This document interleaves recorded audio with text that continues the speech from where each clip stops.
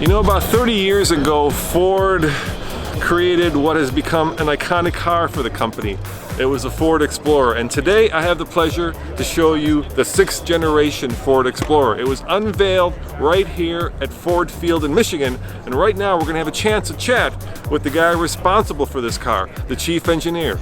And coming up right now, everything, well, almost everything you want to know about the brand new Ford Explorer.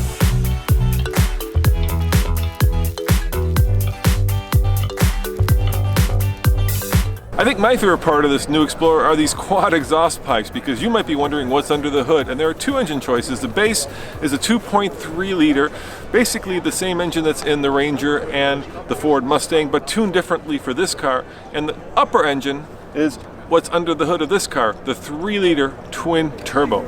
My name is Bill Gubing, and I'm the Chief Program Engineer of the Ford Explorer. So let's start with the engine. Two engine choices, a 2.3 and a 3 liter. Tell me the horsepower and the torque. Sure. Yeah. So our 2.3 liter EcoBoost engine is new for the Explorer. It has 300 horsepower, 310 foot-pounds of torque. Really nice driving engine. Really nice upgrade from today's engine. Really makes it a smooth driving vehicle. On the high end, we have our 3.0-liter EcoBoost engine, twin turbo, 365 horsepower, and it's got a really nice, luxury, refined powertrain calibration. Very smooth to drive, mated to our 10-speed transmission, tuned for our SUV, right, and all capped off with a rotary shifter. Now, the rotary shifter sounds simple, but it's something that really was a recrafting in the vehicle. Right, one of the complaints we get of the 5th generation car is that it looks big on the outside, but it feels small on the inside. So we went through detail by detail. We thinned up the doors. We actually widened our center console, added a little bit more to the seats, and then used that rotary shifter to enable some really nice hand access into the media bin. Now it's easy to plug those cords in. Now you have better hand access to store your phone, better cup holders, a really nice package all coming together for the customer. Not only does the new Explorer now come with an electric opening rear tailgate, but if properly configured, it will tow up to 5,600 pounds. All right, let's talk about styling. It certainly is striking. What was the goal when you designed the new car? Yep. So with this all-new flexible architecture, we designed a rear-wheel drive platform, right? And that allowed us to do shorter overhangs in the front and rear as the engine changed directions. And then we put this really athletic body side on it. Made it look a lot more athletic, toned, and fit, right? Something that I personally wish I had a little bit more of in the grand scheme of things. But when you look at the side of the car, it's got that great side profile. We accelerated the roof, right, and gave it that sporty look on the side. Exterior styling is a really important feature for our customers. Matter of fact, it's their #1 purchase reason, right? And we really want to give them something that they love. Yeah, I'm looking at it right now because it's right behind you, and it looks like you made it also a little bit more masculine.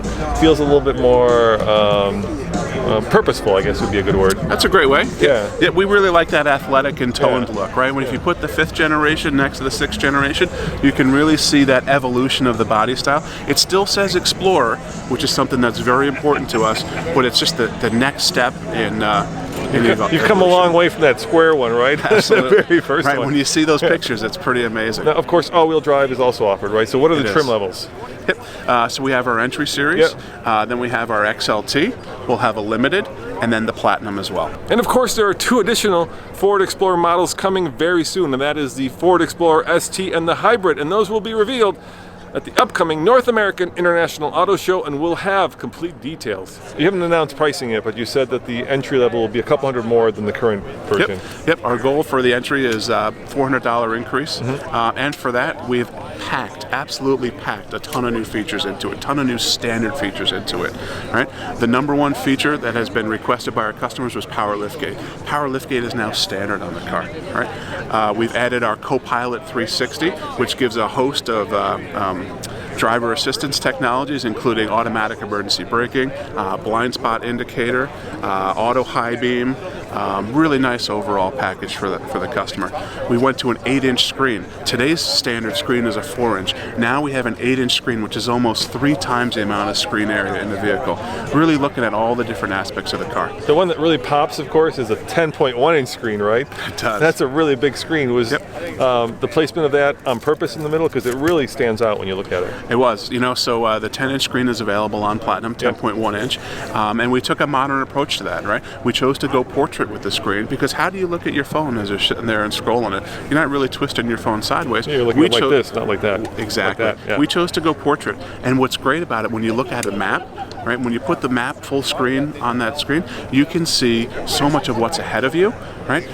It's more important to know what's ahead of you than it is what's on the sides of you or even behind you. So really nice, simple execution. Now, of course, we don't get to drive it, but have you improved ride handling, noise, vibration, harshness, all that? Absolutely. Yeah. Absolutely. So this new platform is much stiffer than our old one, right? We've used a ton of advanced materials, including high-strength aluminum alloys, some boron ultra-high-strength steel. The platform itself is stiffer, really allows us to tune the shocks and everything to give a better ride and driving overall.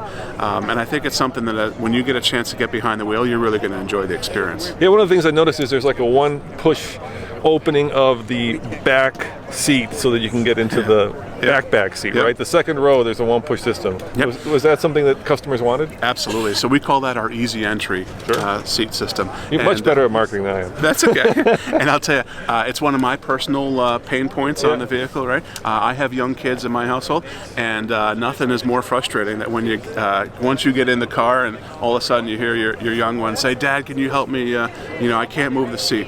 And it's also something that we really saw as we were out in the field watching customers, right? You see them on the sidelines of the soccer fields, right? The kids are trying to get in. They couldn't move the seat mechanisms. So now we went to a very simple touch a button. The back of the seat tips forward. The whole mechanism slides. Very easy for the kid to get in and out. Not only does it keep you in the car and happy, but they have that sense of pride too, that they could do it on their own. It makes for a great family experience. Perhaps the most interesting feature of the interior is that big 10.1-inch optional screen that's dead center in the dashboard. But the good news is you not only get Apple CarPlay and Android Auto, but also Alexa car integration, so you can do things like tell Alexa to close your garage door. And you've got Alexa, Apple CarPlay and Android Auto. So you got all three of those. It's all in there. It's all in there. Plus wireless charging now. I saw that. As well. That's cool, yeah. Right? Really nice and convenient right up front. Plug just lay the phone on the wireless charging pad and you're connected.